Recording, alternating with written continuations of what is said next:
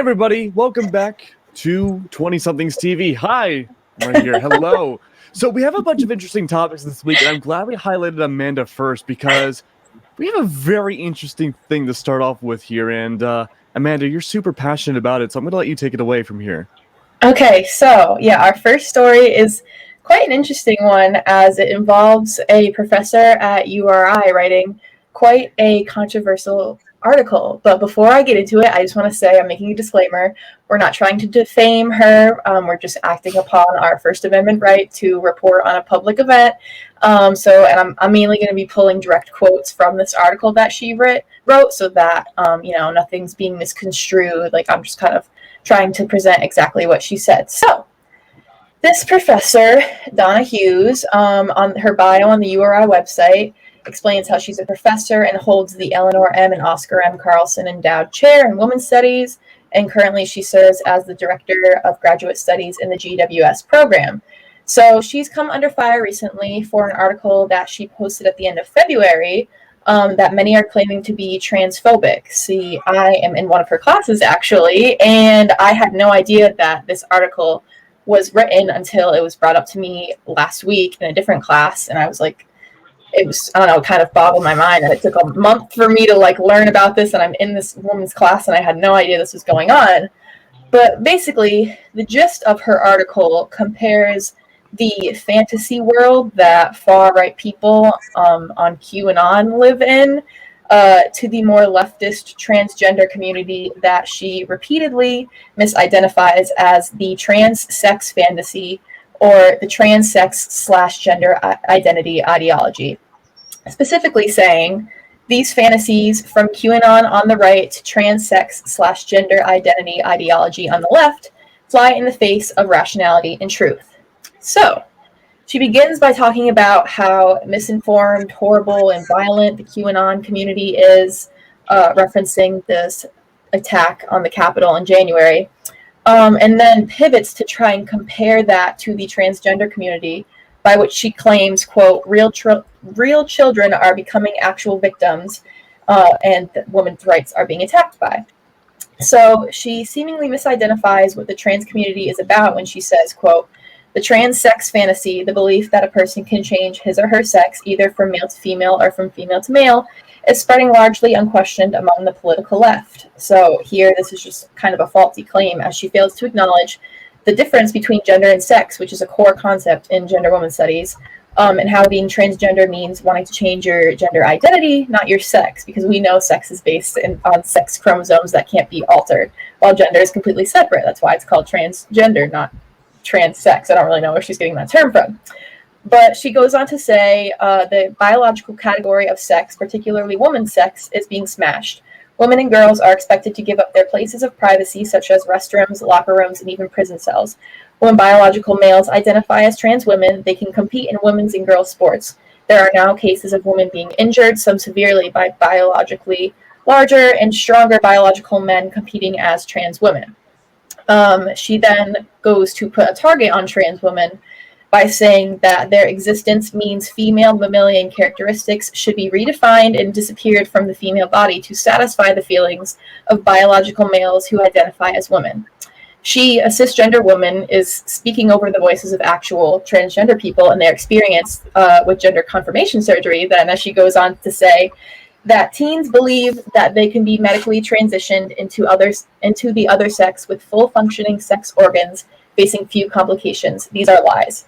Again, what she doesn't acknowledge is that trans people aren't trying to change their sex. They're trying to change their gender identity. And some choose to get surgery to help both affirm the gender they identify as and to quell the feelings of gender dysphoria, where how they identify internally doesn't match how they present externally. She then recognizes how most transgender people don't even receive gender confirmation surgery, but still makes sure to call it, quote, experimental and extremely disfiguring, saying that girls' female bodies are permanently scarred and destroyed from it.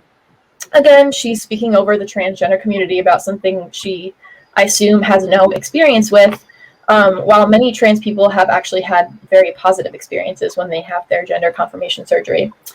She then compares gender confirmation surgery to eugenics, saying the sterilization of physically healthy individuals who fail to conform to society standards mirrors the forced sterilizations of people during the eugenics movement of the 1920s and 30s.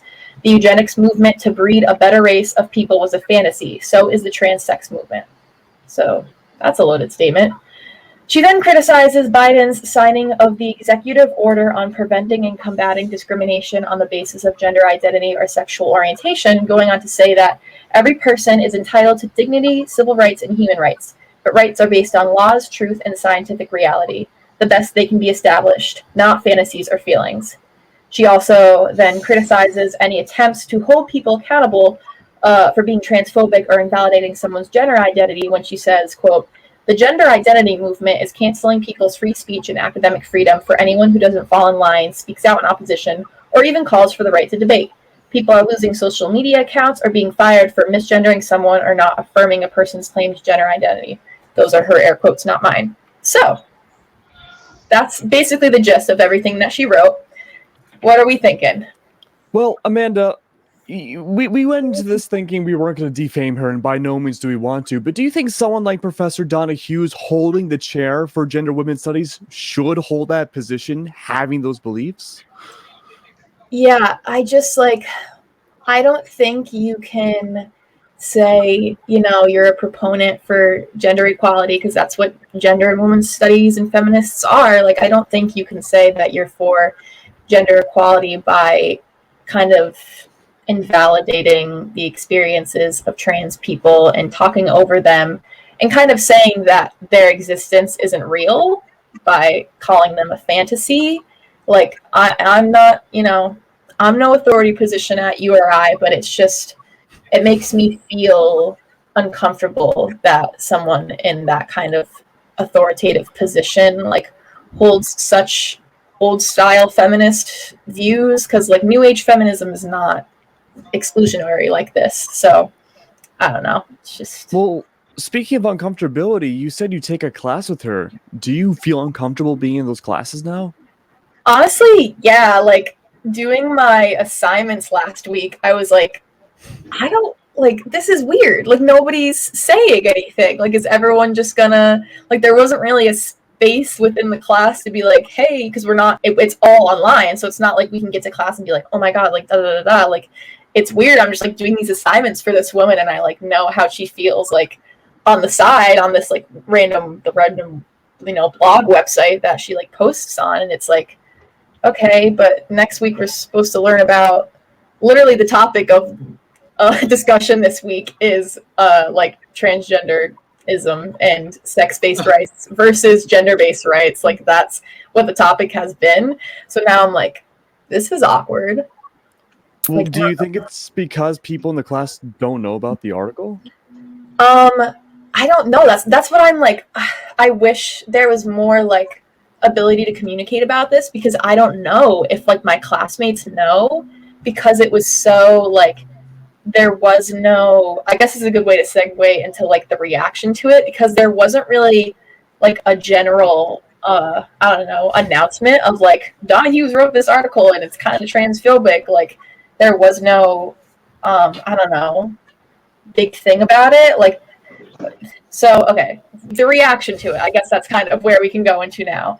So I heard about it like through a third party, just people talking about it, spreading the word, because I guess things kind of spread because a change.org petition was started by two students, Angelina Gassaway and Catherine Brosnahan. They were encouraging URI to take disciplinary action to hold Hughes accountable for what she said. I don't know when the petition was started, but I'm assuming it's like kind of around the most recent weeks, because that's when action has picked up around this. And then on Tuesday, March 23rd, which was almost a month after the original article was written, URI put out a statement saying, quote, "The university does not support statements and publications by Professor Donna Hughes that espouse anti-transgender perspectives." Well, they also acknowledged her right to free speech and her right to academic freedom in teaching and scholarship. They did make sure to state, though, that a faculty member's First Amendment and academic freedom rights are not boundless, however, and should be exercised responsibly with due regard. So that's what URI had to say about it. They kind of were, denouncing what she was saying without fully saying that it was wrong for her to write the article, because that's kind of like tricky lines of, like right to free speech and academic freedom and whatnot. And then there was kind of radio silence about the situation until this past weekend, where 2 different emails were sent out to GWS students about the incident. I think it's interesting that they were sent out to just GWS students, like it wasn't to everyone at URI. And also that URI statement was like only put on the website, and it was apparently really hard to find. Like it was kind of buried within the website, so it wasn't easily accessible, which is strange. But the emails, the first one was from a URI alum. Her name's Nancy A. Caronia. She teaches at West Virginia University now. And so she wrote this email she kind of referenced recent transphobic legislation in West Virginia and nationwide violence against and murder of trans people, and trying to explain how dangerous Hughes's transphobic rhetoric is, which I appreciated this email from her because it was just very in-depth in explaining how this kind of thinking can be really dangerous for trans people. She's kind of like the only person to really come out and stand up against what Donna was saying. And then the second email, which came through on Sunday, was from the GWS faculty members at URI. It was very interesting. They didn't explicitly reference Hughes or her articles. Like they didn't mention her name or any, the article titles, but they stated, "We condemn statements that dehumanize people who identify as LGBTQIA+. We also condemn statements that dismiss race and intersectionality," which that's referencing a different problematic article about the Atlanta shootings, but we're not talking about that today because we don't have time. But they showed their support to the students affected, reaffirmed the right to free speech and how we should be allowed to have open dialogues about topics like this, which I agree with. We should talk about it. But they concluded by saying that the personhood and dignity of all LGBTQIA persons should not be up for debate, which I really appreciated that like end sentiment, because like, yeah, it's not up for debate. Like these people aren't a fantasy. They exist in the real world and deserve to be acknowledged and treated equally. So yeah, that's kind of the most of what has happened. Donna hadn't said anything about the situation until yesterday. Actually, she kind of made some subtle comments regarding the situation in the email she sent to my class. So I'm like, I don't know if this is like insider information, but she usually sends us an email each week going over like preparing us for the week ahead about like the topics that we'll be discussing. And so those topics are coincidentally about gender identity, transgenderism, and sex-based versus gender-based rights. We were already planning to learn about this, so it's kind of ironic that this is all happening at the same time. But she said, "I support the civil and human rights of all people, including transgender people. I believe all people, including transgender people, should be treated with respect and dignity." So she did make sure to, I don't know, I guess clear up that confusion, but still made sure to bring up the sex-based versus gender-based rights issue that she, I don't know, thinks people are equating gender to sex when we aren't. That's just simply what's not happening. That's why it's called transgender, not trans sex. So, yeah, that's it. I mean, that's a lot to take in. If you're in the position, or even if you're a student within the Gender Women's Studies program, this goes to everyone here. What would you do? Would you sign that petition? I would hope you would, but would you go even farther to try to maybe get her removed from that leadership position? Or, I don't know, I want to hear everyone's perspectives. Nick, if we want to start with you. Yeah, I mean, I would sign the petition. I did sign the petition. I'm personally not in the women's gender studies, but I think that it was just wrong. It was an article that I just don't understand why she wrote, which really bothers me. I don't really think that there was a position to write that article. I'm not looking to a cisgender woman to tell me about the struggles and plights of a transgender person, and I don't really care for your opinion. If that's not to be wrong, but I just don't. I don't care for that opinion. I care for the opinion of the people that are going through it, and yeah, there's a lot more I could say I disagreed with, but that's just the gist of it. She almost kind of blamed it. Sorry. No, I was going to say she almost tried to like use the excuse of boredom from the pandemic, I feel like, is how she like began that whole article. which kind of like startled me to begin with. I was like, so you're bored in the pandemic and this is what comes to your mind? Mm-hmm. The whole thing itself just really, I was just very shook like reading that. I have never heard of such a perspective, especially like from someone who calls themselves a feminist. It was just very, I don't know, kind of warped in my opinion. But yeah, definitely. I was talking to somebody over the weekend, and I didn't like, being like a cisgender male, like this is, not something I have a lot of knowledge about. But they were telling me, in that essay, whatever article, she was basically implying that transgender women are not real women due to the fact that they can't reproduce. And right. And I just I'm gonna just be outright honest right now. I'm disgusted by that article. That was something I feel really bad being I don't feel comfortable having this professor represent our community as a whole.